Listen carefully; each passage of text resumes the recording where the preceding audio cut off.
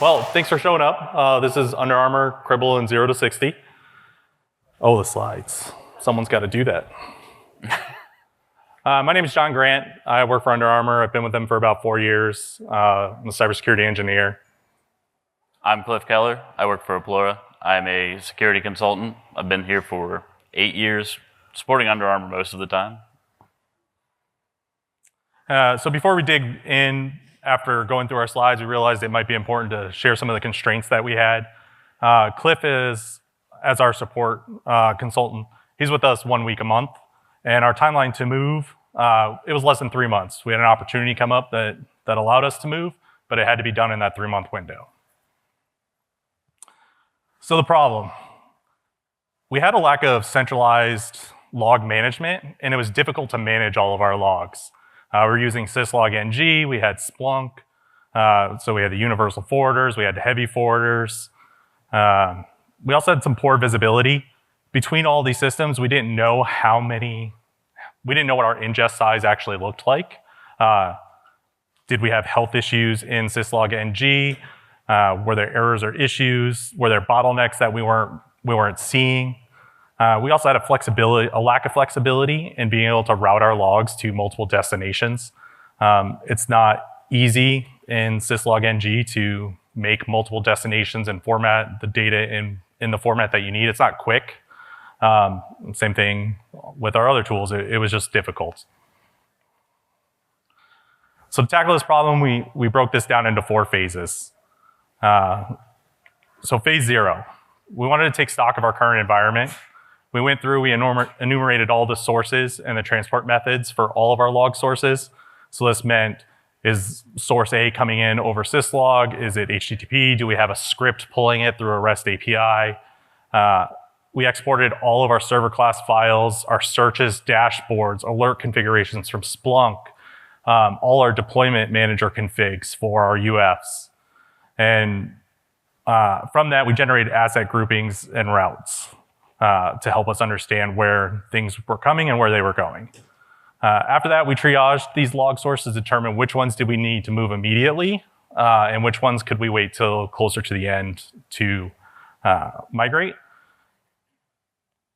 After that, we're planning for the new architecture.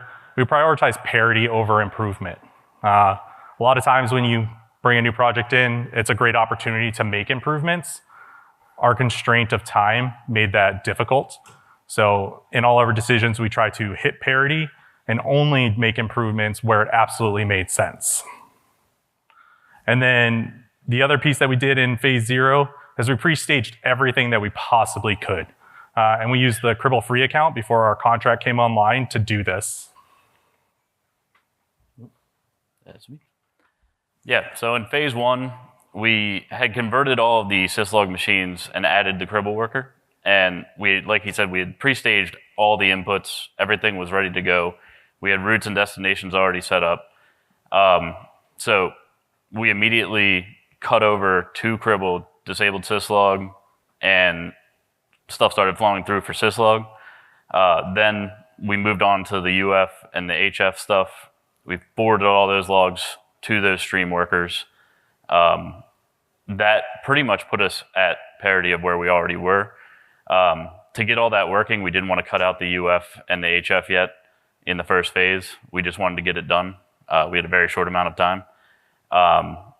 We also added some lake and search stuff for the internal logs from the workers so that we could troubleshoot problems easily. The logs on the workers don't stay around very long, and trying to aggregate any of them and figure out anything that's going on in your environment through that log interface inside of Stream isn't super helpful once you get into advanced use cases. And then we had some hack inputs that there were tools that we learned we're using heck now, so we could just get the logs that way instead of using the on-prem stuff. So we set up with the workers that they give you in the cloud with Cribl Cloud. We set up the heck inputs on there. So those were some things we changed, but it was super easy to make those changes. And the people who controlled those tools were on teams that we could easily reach out to. So when we did all the syslog configuration stuff, like John said, The configuration is not simple in syslog-ng. It's kind of kludgy, and the documentation isn't amazing. A lot of people have done it a lot, so it's easy for them. But some of the things like adding context to data with the CSVs it took a long time. It took a lot longer than it needed to take. And there was no way to easily look at this while we were doing it and see what the changes were. You had to send it to your destination, which with Cribl, you can actually see samples of the logs while you're doing it, and the configuration is much simple. Everything is done in the same UI. You don't have to switch back and forth between tools. And if you have someone else looking at the configuration, it's much easier to understand what's going on. You don't have to train them up on a bunch of other stuff. So one of the caveats with syslog, we didn't want to have people changing ports that they were sending things to, because we didn't want to have a bunch of meetings with a bunch of teams, because we had a constraint. It was pretty much 3 weeks since I was only on 1 week a month. And so the unit file configuration to get the 514 port to work is here. I wanted to include this because I've seen people run into problems with it and start up their Cribl workers, and it can't bind to the port, and they run into issues. So go ahead and take the picture for you. So once we were at parity with all of the syslog stuff and all of the UF sending, we wanted to get rid of the HF and move the REST inputs that were all running on that HF over to the workers so we could get rid of that HF box. Right now there are REST templates that are on Cribl's GitHub that you can use for some common use cases. They also just recently added packs with REST collectors in them. They got added Monday to the dispensary, but not all of the things that are in the templates are in the packs yet. So the templates still exist. If you don't have a template there, you got to go on your own and create your own thing. Tips for that: SILI and debug level logging helps a lot. You have to make sure you set it when you do your runs so that you can see what you're sending out to your tools to do the collection. Otherwise, you don't get enough visibility into the logs. Sending the logs for this to another tool, like we use Lake and Search for this, but if you don't have Cribl Cloud, you could also just use whatever your on-prem search tool is. Sending those logs into a place where you can more easily search them is also helpful. So having all the documentation ready, so you're going to be switching back and forth between all of the Cribl documentation. There's a lot there for the REST interface. Having all of that ready to go and keeping it up in a separate browser is very helpful. And then when you're building out the actual logic for your REST functionality, doing it in curl or bash or even Python, depending on how complicated the interaction with the REST interface is pretty much the way to go right now. So the current iteration of the REST collector is a little bit clunky to configure things in. Cribl knows this. In fact, in that same talk yesterday, they showed UI improvements that they are already coming up with to make it so that you can actually see the responses, and it works more like a Postman kind of thing. Because right now, when you run the runs, it's just, you run it and it goes. There is no, you have to go to the logs to figure out what came back, if it's even there. This is the REST, some of the REST collector workflow. State tracking is cool. Sometimes you have to mess with the time. Sometimes the API doesn't tell you what format that you have to send the time in, so you have to mess around with strip time to convert it. Also, using conditional statements to build the time, like I did in the top one, if you can read it. It's a little hard to read. But this is only available in full runs and not preview runs, so you don't actually get results back when you do this. So what I end up having to do normally is I run a collector on a route that then runs in a different tab. I run the full run, make sure I turn on syslog-ng, and then I can check if the state actually worked and it only brought back what I was looking for versus an entire collection of logs. So this, again, might be hard to read. It's a little small, but this is one of the silly level logs, and you can see from the last slide, the time is actually represented there instead of being the expression that I put into the field. I have had it where I didn't do the expression right and something didn't work, and it says undefined there. I had to redact the URLs because they didn't want me to put the tool names in there. So makes it look a little weird. But the headers are also here. I didn't expand it in the screenshot, but you can see it at the top. You can see what your headers are. So if you're doing the same thing with expressions in your headers, it will show you the full header in the silly and debug level logging. These logs are in the monitoring tab under the log section. You can see all of your ad hoc runs there.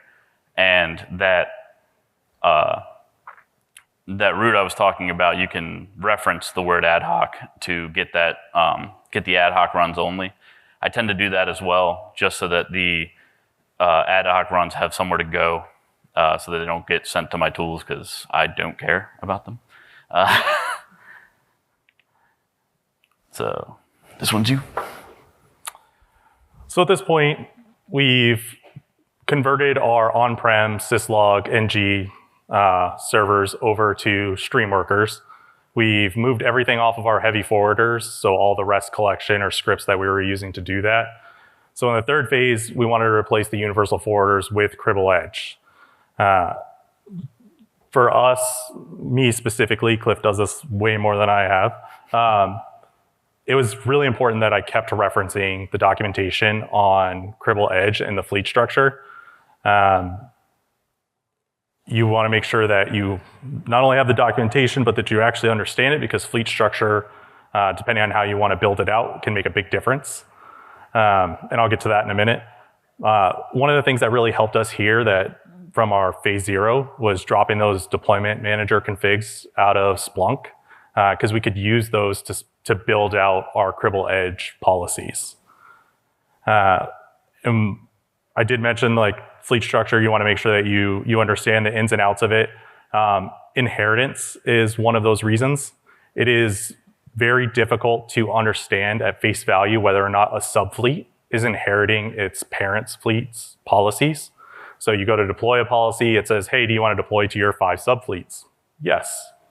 You do it, and then you think it deployed to all of them, but it really didn't, because you've broken inheritance at one point. So that's something that, I don't know if you guys saw the UX team, like I made sure I stopped by there and said, hey, it'd be really great if it told you these subfleets, they have broken inheritance. And a little bit more on fleet management design. Do you want to break your fleets down into by how you're going to update them or by their function? My initial thought was, I've got Windows servers, and then under that I can put DCs, I can have a subfleet for Exchange, I can have all these subfleets. When you go to update Cribl Edge, if you use Cribl Edge, you're going in there and you're setting a target version for that particular fleet. There is no option to say only update 5 every 5 minutes or only update 15 for now. Instead, it's as they check in, those agents will update. So if you have 100 agents in a fleet, all 100 agents will be updating within the next 5 minutes. So that's not something that you always want, especially if a lot of your stuff is sitting on local hardware. So what I ended up trying at one point was, now I have a Windows Server 01, a Windows Server 02, a Windows Server 03, just so I could break that down a little bit. I realized I didn't like that either, so still trying to find a better way to do this. We've kind of gone back to our traditional software deployment method for Cribl Edge for now, until this gets a little bit better. But just think about that as you're deploying. You don't want to end up in a situation where you're updating hundreds or thousands of devices in minutes. And then I put the whole broken inheritance thing in there. It's really big, because if you think something below is inheriting, you have to go look in the actual configs to find out if it's different than the parent. There is nothing at face value that tells you. So with every project that you do, what benefits did you get out of it in the end? What gains did you have? Those have been going to all the conferences. You see all the benefits everyone's been getting. Ours are pretty similar. We have significantly increased control and visibility of our data. We have one interface to go and see whether or not, or to go and see how much data is coming in, how much data is going out. Are there sources that we have that have stopped reporting? We can have health metrics on those now that we weren't able to do with all of our systems before. Another benefit of the control and visibility is vendor bake-offs or new capabilities. You want to try something new. It was really difficult to send logs to those new things in tandem with whatever you were doing in the past. Now, we're talking 5 minutes and I can have logs going to something new to try out for a POV or a POC. It's made a world of difference for us. More ingest and more output. I'm sure Cribl loves this. You pay them more money. But we noticed that after we got everything moved over, it became really easy to start adding in those things that were really difficult before. So our ingest size kept going up for things that we wish we had been ingesting before. But we also noticed that our output was doubling and tripling over time. Because we have these tools that were only getting subsets of data in the past. And so now instead of our SIEM gets everything, but maybe our behavioral tool only gets a subset because of the difficulty of getting at the logs, now we can send our behavioral tools a lot more. Another benefit that we've noticed is the reduced manpower and management time. Having to go change syslog-ng configs, push those out, make sure that they work correctly, validate that the output is good. That takes a lot of time. As Cliff mentioned earlier, the ability to see what the output is going to look like when you're making a change is pretty significant. For us, when we transitioned from our old logging capabilities, our old pipelines to this, we saw a 70% decrease in our cost. Version control was something that we gained a lot of benefit from. In the past, we had multiple systems, so depending on the system, would kind of determine what level of version control you could have. syslog-ng was a very manual process. We had to remember to check it into our Git repo. If someone didn't, then you had to call them and be like, "Hey, did you make this change?" and get that fixed. Another major benefit is the other people on our team. We've been able to bring them on board and start working on some of their own log transformations. When this was in syslog-ng and in Splunk, that was really difficult to do. That was a lot more training, a lot more hand-holding that we had to do to get them somewhere, and a lot of times it just wasn't worth it. Instead, we would just take on that work. Now we can spend a little time with them. We can let them spin up a free Cribl account, go to Cribl University, and very quickly they can be transforming their own logs. We wanted to include a couple of gotchas and tips. __ raw source is something that we add to every single source, and this is a Cliff thing. Cribl sources and destinations, they all have tags. But where you'll notice the difference in adding this is if you have tokens, those can't have individual tags. So if you have Splunk heck input, for every token, we also have __ raw source, and it could say something like Zscaler for this one, whatever we need. But that allows us to more easily reference that data in routes instead of having to remember it's this source and then try to break it down another way by the token that's being used or something else. Something I didn't realize in the beginning that I was really worried about is, well, what if I accidentally send so much data that I just eat through all my credits? Dev null. If your data's coming in and you send it to dev null and you don't duplicate it off and actually have it go anywhere, it doesn't count against your license. So don't be afraid to bring something in. Make sure you're pointing it to dev null. That way you can play around with it. Make sure you get it right before you start sending it on somewhere else. That way you don't accidentally eat through credits that you didn't need to eat through. Live log collection. At least for us, this is something that we've noticed. If you bring up a live log collection and then you move to another tab on the same screen, it normally breaks. So just make sure that you have it on a separate monitor, or if you're gonna stay on that monitor, just don't switch tabs. And then raw log forwarding was something that we needed in a couple instances. So we just wanted to point out, like, there are ways to do it, but generally you have to choose the advanced way or build your own expression. But really just adding like $ events to like the output in a lot of cases can just give you that raw output. All right, well, we appreciate everyone coming. Enjoy the rest of your day.